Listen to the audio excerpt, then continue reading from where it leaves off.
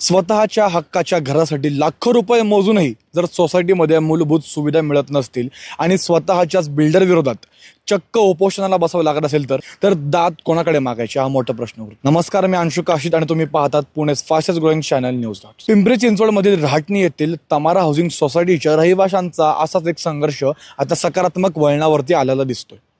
नागरिकांच्या एकजुटीला अखेर प्रशासनाची आणि लोकप्रतिनिधींची भक्कम साथ मिळालेली आहे। काही दिवसांपासून तमारा हाऊसिंग सोसायटीच्या नागरिकांनी बिल्डर आणि विकासांविरोधात किंवा विकास कामांविरोधात प्रलंबित समस्यांसाठी शांतपूर्ण साखळी उपोषण सुरू केले होते आणि या आंदोलनाची आता गंभीर दखल घेण्यात आलेली आहे।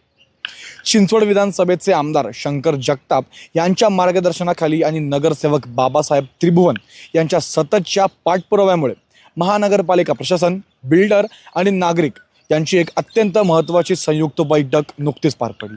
या बैठकीला पिंपरी चिंचवड महानगरपालिकेचे बांधकाम परवानगी विभागाचे सहशहर अभियंता सुनील भगवानी, तसेच विजय सोनावणे, जयवंत रोकडे, पर्यावरण विभागाचे योगेश आलाट यांच्यासह अनेक अधिकारी, सोसायटीच्या पदाधिकारी आणि स्वतः बिल्डरचे प्रतिनिधी देखील उपस्थित होते।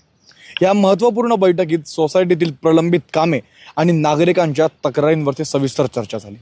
प्रशासनाने आता बिल्डरला नागरिकांचे प्रश्न तत्काळ मार्गी लावण्याचे स्पष्ट आणि कडक निर्देश दिलेले आहेत। सर्वात महत्त्वाची आणि दिलासादायक देणारी बाब म्हणजे बिल्डरने या सर्व समस्या सोडवण्याचे लेखी आश्वासन तर दिले आहेच, पण काही कामांना तत्काळ सुरुवातही केलेली आहे।